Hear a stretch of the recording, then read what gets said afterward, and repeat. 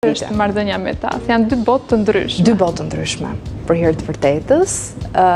Shpesh e gjej veten me një adoleshent duke u përshtatur bisedave të tija që do maturi, do eksperiencë, nuk ka formul prindërimi, sepse kanë ndryshuar shumë gjërat. Fatmirësisht është i mbar si fëmijë, por gjithmonë do shumë kujdes. Sa herë shikoj veten që bëm si shoqe, pastaj duhet të krijoj atë autoritetin si nën. Dhe mund t'i them, gjej veten duke i thënë ndonjëherë që shiko se nuk jam shoqja jote. Pastaj thot ti vetë ma ke kërkuar këtë. Është marrëdhënie e tillë. Por duhet ruajtur një balancë në fakt. Herë ti afrohesh dhe herë ti largohesh disa gjërave apo të bësh sikur nuk i di ca gjëra, po ta monitorosh nga larg. Duan shumë kujdes në fazën e adoleshencës, ndërsa me të voglin jemi në fazën ku luaj me të, e shijoj shumë. Është një fazë tjetër e imja, unë jam tani nën më përgatitur, me eksperiencë. Kam qenë shumë e re kur kam lindur djalin e parë dhe tani e shijoj ndryshe të dytin. Di se çfarë bëj. Di se çfarë bëj, nuk jam më ajo nëna gjithmonë me termometër në çantë, siç kam bërë me fëmijën e parë. Kam qenë ekstremisht e kujdesshme dhe me shumë merak. Natën e kontrolloja pafund nëse merrte frymë. Ushqimet e të gjitha nuk dua të zgjatem te kjo sepse do duket ekstrem fare, por që me të dytin jam më tolerante edhe e shijoj më shumë, nuk e stresoj veten fare me të, është më tip më i shkallët i vogli. Kështu që një fëmijë të dytë në jetë pas 13 vitesh ishte vendimi juaj? Vendimi im. Mu duke egoizëm ta lija djalin vetëm. Ai kushërirt e pari ka larg nga të dyja anët, kështu që gjithmonë ishte i rrethuar me shok, po në familje ishte i vetëm. A të dojtë kishte një vajzë tani? Mendoj se e kemi kompletuar. Është plotësuar kolla familjar. Do ishte ndoshta idealja, por mendoj se e kemi mbyllur tani. A janë ata kritikues? Në fakt është dëshira e partnerit, e bashkëshortit tim që të kemi një vajzë tjetër. A janë ata kritikues më të mëdhenj të tut?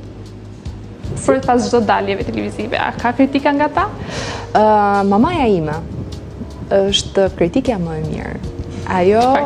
Ajo gjithmonë, qoftë për veshjet, qoftë edhe për artikulimin tim, nëse ndonjëherë jam shtruar, më thotë që ndoshta duhet ishe më shpejt, por unë e bëj enkas këtë për shikuesit e mi, se meqense është bisedë për shëndetin dhe shpesh herë terminologjia nuk është e thjesht për të kuptuar, unë e bëj vetë bisedën e shtruar, që njerëzit ta kuptojnë sa më mirë. Janë disa sekrete të cilat i ka mësuar me kohën, por edhe na kanë trajnuar sigurisht në Shqipëri dhe jashtë, në kurse shumë të mira, në trajnime shumë të mira, qoftë për komunikimin në media, apo edhe në audienca të tjera, në konferenca, në komportimin me shikuesin. Dhe mendoj se ka momente kur duhet jemi shpejt i apritëm, ka momente që duhet jemi shtruar. Mamaja ime i shikon të gjitha këto detaje dhe kur kthehem në shtëpi, e di se ç'a do më thotë, edhe për veshjet, edhe për flokët, për çdo detaj është syri kritik jot. Syri kritik. Po cili është ai personi që nuk të thot kur një gjë, një kritik të vogël, gjithmonë të komplimenton? Ka shumë njerëz që bëjnë këtë. Kritikat janë të mira të zhvillojnë, mendoj që janë të nevojshme, kritikat e sinqerta i mirëpres gjithmonë.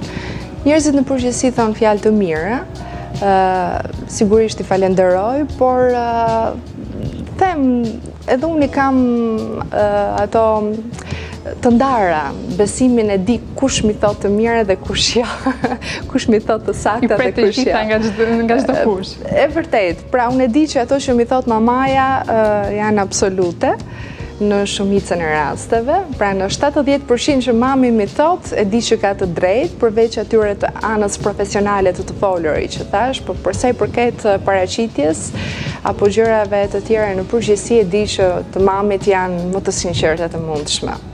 Unë të falenderoj shumë për gjithë bisedën e ngrohtë, ishte shumë kënaqësi për mua. Edhe për mua shumë kënaqësi. Ju uroj dhe juve për emisionin, për atë që keni realizuar gjatë këtij sezoni, për audiencën e A2 CNN, për punën e madhe që bëni çdo mëngjes, sepse përpara se të nisnim së bashku, thash është një punë e vështirë ajo që ju bëni ditë për ditë për të zgjuar herët dhe për të qenë të freskët për të dalë në ekran. Sepse nuk është e thjeshtë. Njerëzit duhet ta kuptojnë këtë që është një punë me përgjegjësi të flasësh publikut dhe të jesh në një media serioze siç është A2 CNN për ta përfaqësuar atë dhe veten sa më mirë. Faleminderit shumë. Kënaqësi. Faleminderit shumë dhe ju që na ndoqët, shpresoj që t'ju ketë pëlqyer kjo bisedë.